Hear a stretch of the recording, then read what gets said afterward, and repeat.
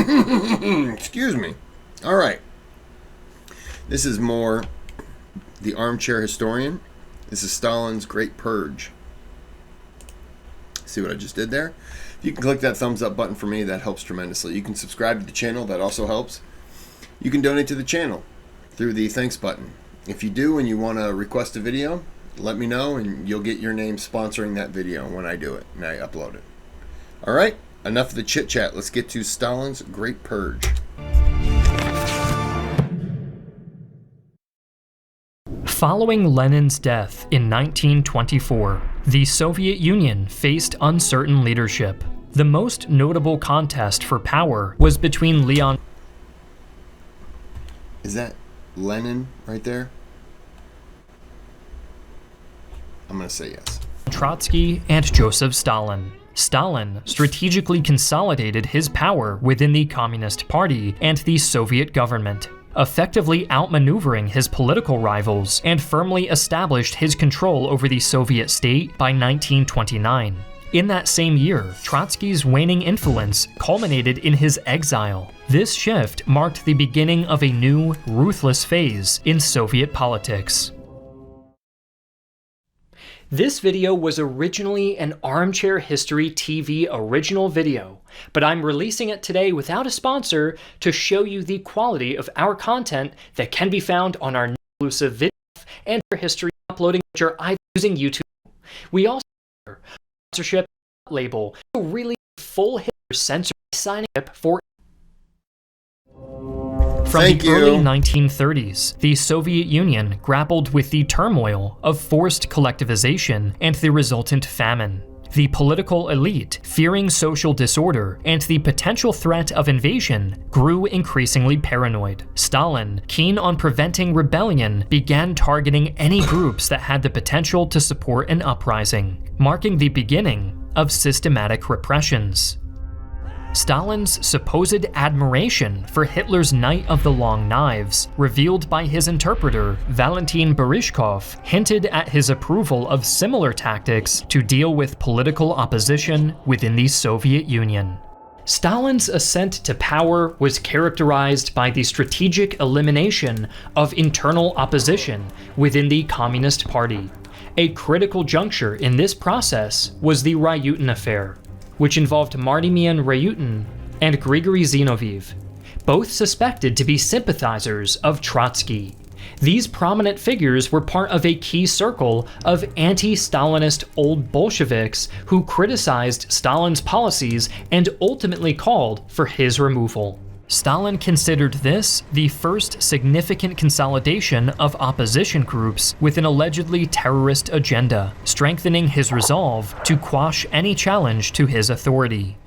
Stalin recognized the difficulty of obtaining consent for executing members for political reasons alone, yet that did not stop the purging of the party elements through other means. Between 1932 and 1936, large swaths of the Communist Party were expelled, with 1933 alone seeing 800,000 members removed after a resolution was passed by the Central Committee.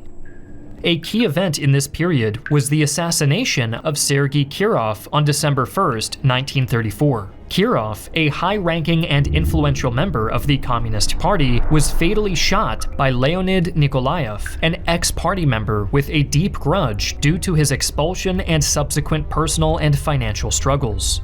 The circumstances surrounding Nikolaev's ability to carry out the assassination despite a previous attempt raised questions about the possible complicity or negligence of the NKVD in facilitating the murder.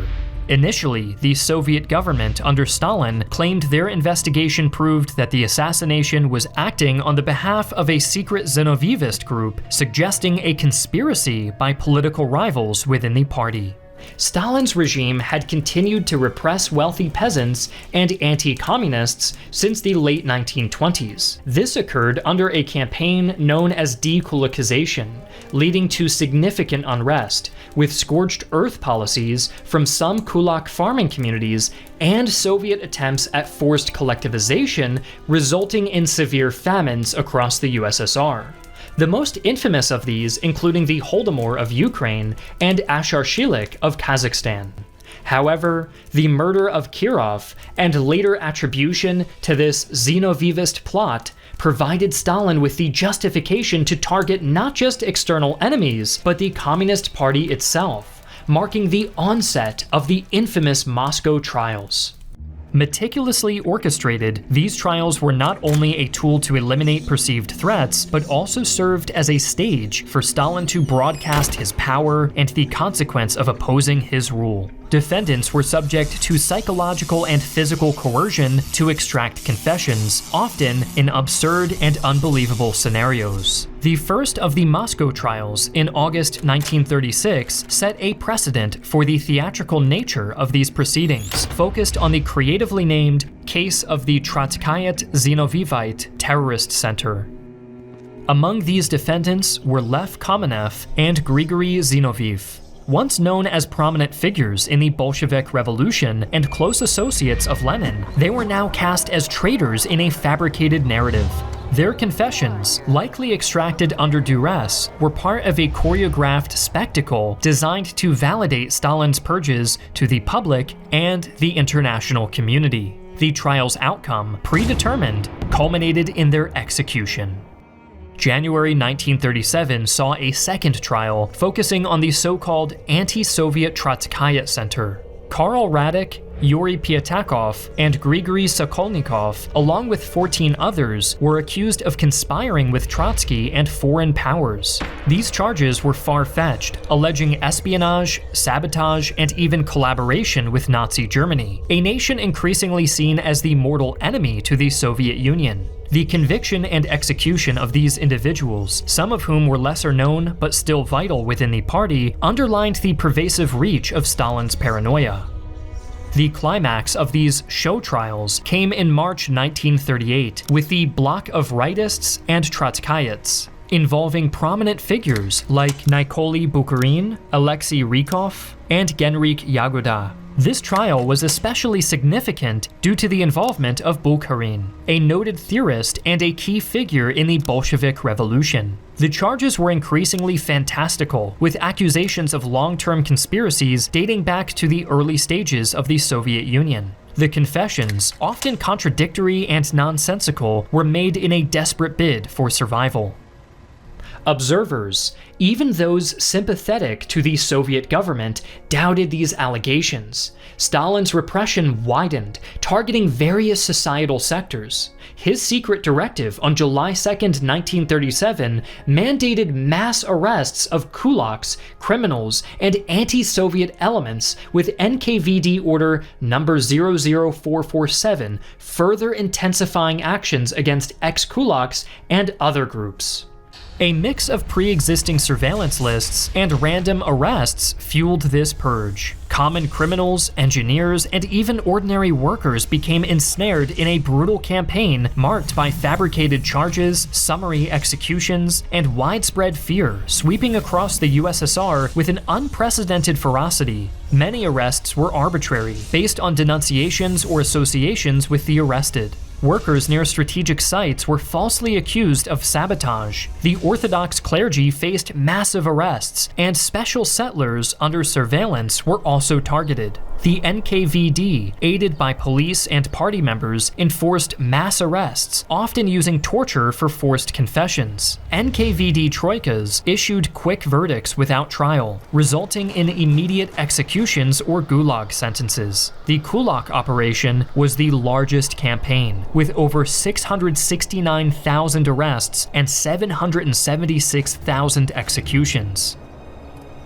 Besides the repression of regular Soviet citizens, the purge notably targeted specific ethnic minorities, with the NKVD Polish operation of 1937 to 1938 being one of the most severe. Records indicate over 143,000 arrests and 111,000 executions within the Soviet Union, of which at least 85,000 were ethnic Poles. This was a targeted campaign against Poles living in the Soviet Union, who constituted only 0.4% of the population, yet accounted for 12.5% of the purge's victims. The wider repercussions were far-reaching. as families of those executed suffered immensely. NKVD Order number 00486 mandated forced labor for the wives of the accused and the institutionalization of their children, leaving extended Polish families destitute and vulnerable, affecting up to 250,000 people. Beyond the NKVD Polish operation, other ethnic minorities, such as Finns, Bulgarians, Iranians, and even the Chinese, bore a disproportionate brunt of the purge, with 36% of the victims belonging to these groups. You know, there are YouTube channels, and it's people of other countries, and Bulgaria and stuff like that, and they talk about their grandparents and great-grandparents and some of their parents, and just the stuff that they went through. I can't relate to it, but they just talk about how they had to flee. You know, they're not them, their parents, grandparents, more of them grandparents or great grandparents. How they had to flee to get out of there.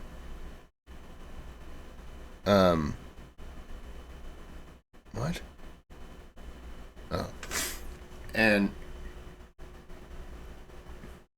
I just think if all these people were killed in the 30s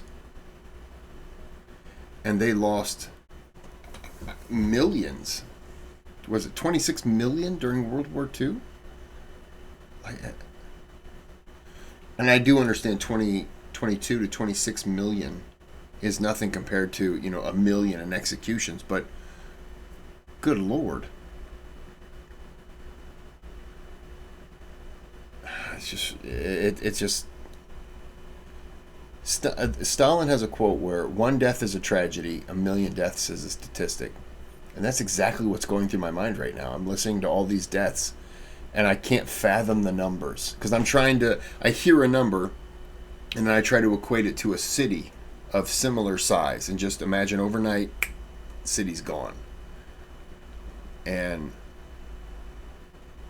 I can't. It's not registering, you know?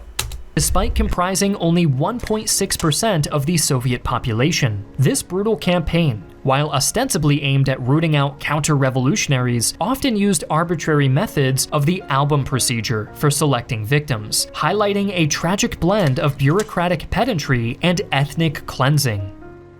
Arguably the most detrimental stage of Stalin's Great Sweep came in the Red Army Purge, which decimated its ranks, eliminating a huge swath of the general staff and officers, along with many army and corps commissars. Initially, it was believed that 25 to 50% of officers were purged. However, the actual figure was between 4 and 8% due to underestimations of the army's size and many officers being expelled from the party rather than dismissed. About 30% of those purged were later reinstated. The purge was partly justified by supposedly German-forged documents linking Marshal Mikhail Tukhachevsky with the German High Command, a claim later proven to be factually unsupported. Most evidence used in the trials came from forced confessions. This significant weakening of the Red Army's leadership influenced Germany's future war decisions, with Hitler citing the purge as a reason to underestimate the army's effectiveness, countering the opposition of many of his generals to an invasion of Russia. The Great Purge. That makes sense. If he doesn't know about that, the numbers, and he thinks that that's going to hurt them, that makes sense why he would have wanted to attack. But you're still looking at a lot of military people. But then again, the numbers he's hearing, 25-30%, and it wasn't that many. But still, you hear that and you think, oof. If we strike now, they haven't had haven't had a chance to fill in the ranks, so to speak. Reshaped Soviet politics and society, drawing global attention and impacting foreign relations, especially with the West. This period entrenched a fear-based authoritarian regime. After Stalin's death, a significant change unfolded as Khrushchev's de-Stalinization phase critically reassessed and condemned the purge's excesses. Interesting. Wow. No, we're not. That was interesting.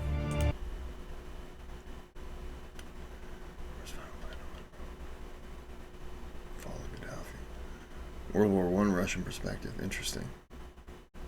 Okay. Go ahead and enlarge this. I hope you enjoyed that. Stalin was a bit of a psychopath kind of way, but you know, still is a good video. Armchair historian. Good job. I don't really have much to say other than the Great Purge was 2 years. I mean, it's just the numbers are ridiculous. Well, anyways, I'm going to end this video here. So until next time, have a good day, have a good night.